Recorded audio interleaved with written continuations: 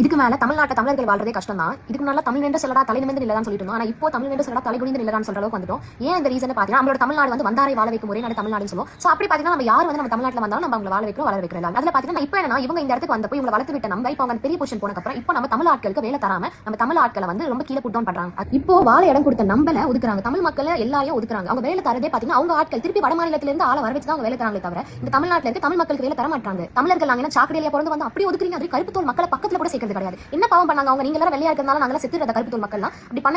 அவங்க சொன்னது என்னன்னா என்ன அந்த வீடியோ சொல்லியிருக்காங்க அப்படின்னா, தமிழனுக்கு வந்து இம்பார்ட்டன்ட், தமிழ்நாட்டில் தமிழனுக்கு வந்து இம்பார்ட்டன்ட் இல்லை, வட மாநில இருக்கிறவங்களுக்கு இம்பார்ட்டன்ட் அதிகம், அவங்க தான் எல்லா வேலையும் எல்லா வேலையத்துலேயும் இருக்கிறாங்க அப்படின்ற மாதிரி மீன் பண்ணியிருந்தாங்க. ஸோ அது ஓகே தான், அது உண்மைதான், அது நடக்குது.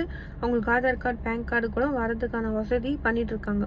எனக்கு ஒரே ஒரு திருத்தம் அதில் என்ன அப்படின்னா, தமிழனுக்கு வெளியிலேருந்து வர வந்து எதிரி கிடையாது, அந்த தமிழனுக்கு தமிழனே எதிரி.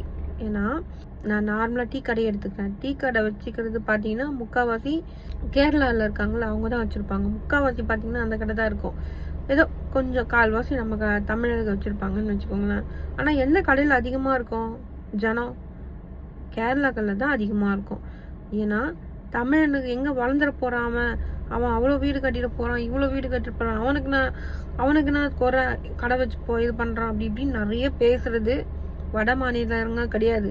நம்ம கூட இருந்து நம்ம அண்ணன் தம்பியாக பழகிற நம்மளுடைய சொந்தக்காரங்களே தான் அப்படி பேசுறது.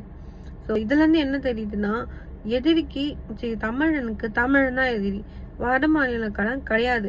நம்ம அதுக்கு இடம் கொடுக்குறோம், நம்ம இடம் கொடுக்கறதுனால தான் அவனுங்க வந்து இங்கே வேலை செய்கிறாங்க. இப்போ இப்படி சேட்டு கடை சேட்டு வச்சுருக்காங்க, டீ கடை கேரளாலேருந்து வச்சுருக்காங்க, இந்த மாதிரி எல்லா கடையும் இருக்குது.